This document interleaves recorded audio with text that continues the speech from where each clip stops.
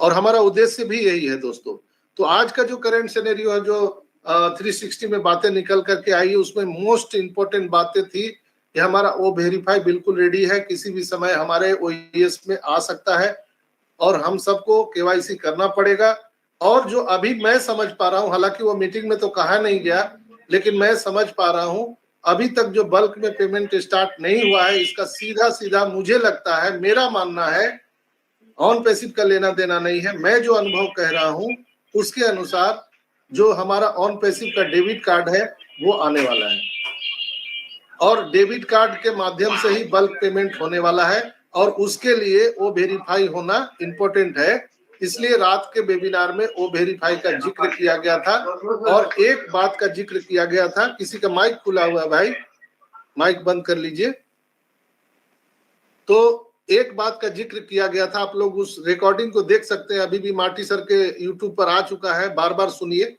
वहां पर एक फॉर्म का जिक्र किया मार्टी सर ने कि एक फॉर्म आ रहा है, जिसका जिक्र मैंने बहुत पहले आप सबको बता दिया था कि हम लोगों को एक फॉर्म आएगा भरने के लिए, जिससे आपके डेबिट कार्ड के लिए आपको क्लेम करना है। तो ये आने वाले टाइम में ये चीज होने वाला है। अब इसके लिए भी मुझे आप लोग लांछन मत लगा दीजिएगा कि डॉक्टर साहब ऐसा पहले क्यों बोल रहे हैं, लेकिन मार्टी सर ने उसके फॉर्म का जिक्र किया। आप लोग रिकॉर्डिंग जाके सुनिए, ऑन द रिकॉर्ड में बात कर रहा हूं।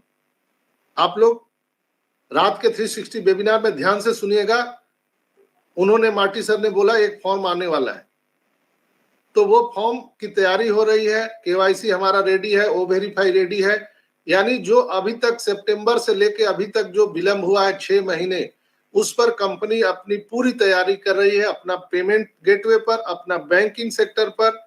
चूंकि आपने देखा है कि हमारे ऑनरेबल प्राइम मिनिस्टर दुबई में गए हुए थे और वहां पर उन्होंने यूपीआई का स्टार्टिंग किया है, पेमेंट स्टार्ट हो चुका है, होने वाला नहीं है, वो उन्होंने शुभारंभ किया है। आप लोग जो न्यूज देखे हैं, जो वीडियो देखे हैं, आप सबने देखा कि उन्होंने वो पे करके वहां पर स्टार्ट कर दिया है, हमारे honourable prime minister Narendra Modi. तो कहीं ना कहीं जब खाड़ी देश में हमारा ये शुरू हो चुका है और सबको पता है कि हमारा जो फाइनेंशियल जो ऑफिस है, हेड ऑफिस, वो दुबई में है, ऑन पैसिव का फाइनेंशियल हेड ऑफिस दुबई में है। तो जब वहां से हमारा यूपीआई स्टार्ट हो गया, तो फिर हमारे बैलेट में, हमारे डेबिट कार्ड में अब वो दिन दूर नहीं है कि यूपीआई हमारा उसमें इंक्लूड होकर के आ जाएगा। 100 से ज्यादा कंट्री में यूपीआई चल रहा है और भी देशों में चलने का पूरा पूरा प्लानिंग है। तो चीजें बैकएंड पे बहुत सारी हो रही हैं, लेकिन हम लोगों का ध्यान होता है कि अभी हम लोगों को पैसा नहीं आया, 31 तारीख निकल गया, 16 तारीख निकल गया। तो ऐसा ने क्या बोला था कि हम लोग दिन गिन रहे हैं, ये दिन इतना निकल गया, लेकिन हम आपके वैल्यू को बढ़ाने के लिए लगे हुए हैं। सर हमेशा चाहते हैं कि हमारा और आपका वैल्यू बढ़े, और आपका हमारा वैल्यू बढ़ेगा तभी लोग यहाँ पर, लोगों के बैंक अकाउंट में, लोगों को वैलेट में पैसे बढ़ेंगे। सीधी सी बात है, हवा में तो कोई पैसा आएगा नहीं। जैसे उन्होंने जिक्र किया था कि हम डेटा सेंटर रेडी कर रहे हैं, तो वो भी रेडी हो चुका है। डेटा सेंटर क्लाउड होस्टिंग के माध्यम से वो जब चीजें आपके सामने आएंगी तो आपको लगेगा कि आज पूरी दुनिया में अगर सबसे बड़ा मार्केट है, सबसे बड़ा जरूरी अगर किसी को है बिजनेस में, तो वो है डेटा सेंटर। चूंकि पहले कागज के फाइलों में काम हुआ करता था, आज कागज चला गया, पूरा डिजिटल आ गया। तो हर कंपनियां, जितनी भी बड़ी बड़ी कंपनियां हैं, देश की गवर्नमेंट है, देश की सरकार है, वो डिजिटलाइजेशन हो रही है और सारी चीज ऑनलाइन काम चल रहा है। आपको कोई भी अगर फाइल देखना है, कोई भी डेटा देखना है, तो आपको ऑनलाइन सारी चीजें मिल जाएंगी। जैसे हम लोग अभी गूगल पर जाते हैं, जो भी देखना है, जो भी खोजना है, वो सारे डिटेल्स वहां पर उपलब्ध हैं। तो ऑन पैसिव भी वही मार्केट को पकड़ने का प्रयास कर रही है। डेटा सेंटर हमारा जितना बड़ा होगा, उतना ही बड़ा हमारा व्यापार होगा। आप सबको मुझे बताते हुए ये खुशी हो रही है कि आपने माइक्रोसॉफ्ट के बारे में सुना होगा। माइक्रोसॉफ्ट अपना डेटा सेंटर कहां बनाया है? समुद्र के नीचे, जहां पर टेम्परेचर नॉर्मल होता है, यानी जो हमारे दक्षिणी गोलार्ध है जहाँ पे बर्फ के रूप में पानी जमा रहता है वहां पर नॉर्मल टेम्परेचर होता है, वहां पर उन्होंने अंडर वाटर वो डेटा सेंटर को डाला है।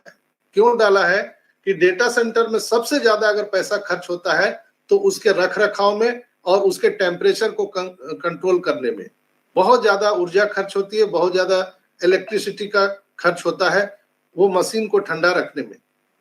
लेकिन माइक्रोसॉफ्ट ने दिमाग लगाया और वो पूरा पैसा बचा लिया और सुरक्षित कर लिया।